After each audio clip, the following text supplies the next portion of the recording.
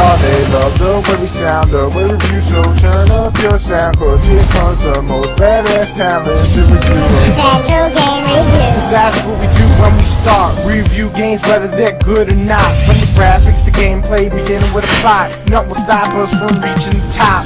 500 subs in less than 3 days. These motherfucking idiots thinking it's just a phase. We suffer through damnation and even haze, but we come through cause we here to stay.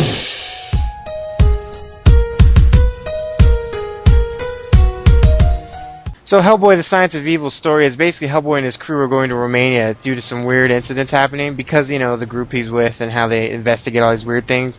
And basically the game goes back and forth between that and flashback levels of the story that, I don't know, it doesn't really all feel like it makes a lot of whole sense, and it feels like a lot of filler. And if you want to know more about the story, like, Wikipedia it. Yeah, I agree. I don't even really remember the story, but I do remember the voice acting, and while the cast of the movies does the voice acting, I felt like they just didn't give a shit, and really it's kind of, I guess they played the game first, then did the voice acting, and that's why you get that dull sense of shit voice acting that you get from the game.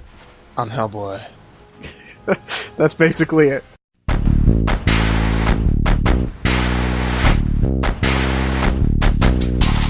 Okay, so the graphics of Hellboy, the one thing I did actually like about this game is that it kind of does stay true to the whole Hellboy design. I've read the comics and I enjoyed them, so when I'm playing the game, a lot of the monsters look a lot like the comics. Hellboy looks like Hellboy, and even the effects are pretty good, especially when you're smashing in rocks. I think that looks pretty cool, or ripping an enemy in half. But, you know, the graphics, especially the design of the enemies, a lot of the enemies you fight look the same. I mean, they are the same enemy. You fight over and over again, but we'll get more on that into gameplay. But overall, the actual graphical power isn't bad at all. Yeah, and I'd actually say the graphics are probably the biggest highlight of the game. Even though they're not superbly great, or you know, they're not going to stand out in a crowd of other next-gen games. They definitely have a charm, and they kind of have a cartoony, kind of look in their design. And like you said, it really fits in with kind of like the Hellboy universe and everything. But yeah, that's about it for graphics there.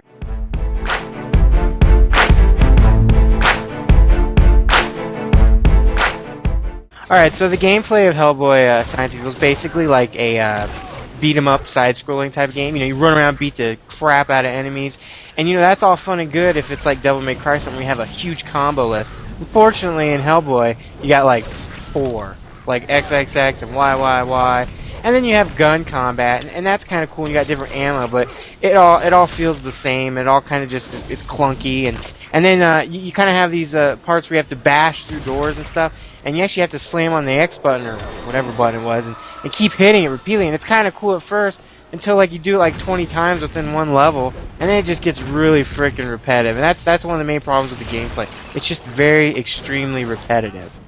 Yeah, I agree 100%, especially fighting the same enemies over and over again. It's a pain in the ass. And really, the puzzles in this game, I mean, they make Lego Batman look like they're made by geniuses. Really, all you do is hit these like glowing orbs or whatever with a weapon, and they glow, and then they open the gate. But you gotta go find them, and one of them is like hidden in a secret spot, and you have to search around, and it's not very fun. And I mean, you have this grab feature in the game, which is kind of cool, and you can either finish them off, throw them in the air, and smash them to get health, or just repeatedly punch them in the face. And that's all great and all, but really, it gets boring after the 10th enemy you pick up, and I guarantee you're going to fight over 100 enemies in one stage, and most likely all the same enemies. So the gameplay really suffers from being repetitive. Yeah, and without enough variation through the levels, like if they could have mixed it up with some more in-depth puzzles and then some maybe platforming and then some fighting, you know, the small combo list probably wouldn't be a problem. But as it stands, it's just way too damn repetitive.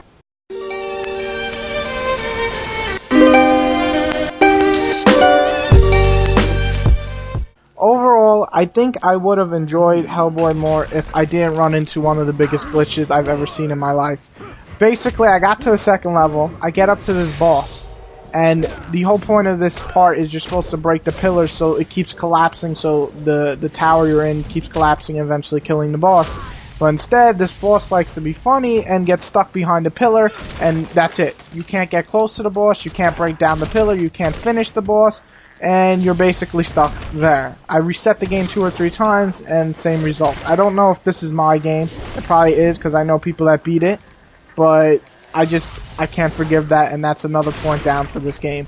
The rest of the game, I wasn't having much fun, basically, because the atmosphere isn't doing anything for me, really. The enemies, as I said, are all the same. You're just really not having...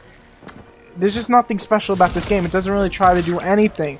I mean, even if it took notes from Devil May Cry or Animusha with the bosses, it would have been better, but as it stands, it's like the most average... I say it's even below average game I've ever like. This would be the definition of a game that really needed a lot more work. Yeah, and you're right. It does need a lot more work. You know, it could have had more combos, could have had more variation, could have had it could have even been longer. It's just something that had potential, and it just was completely thrown out the window. Now, even with all this said, I've played the game twice. The first time I absolutely hated it.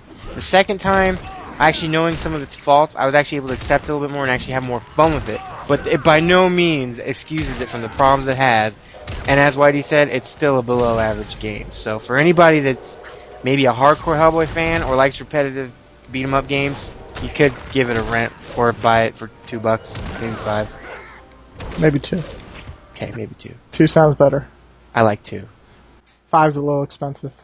Yeah, you're right. It's not as bad as Damnation, though. We gotta Hell give no. it See, that just saying that word gets me pissed, but that's another topic for another day. Go watch that video review if you want to find out more. Yes, there you go. We just spammed another review. Go watch that.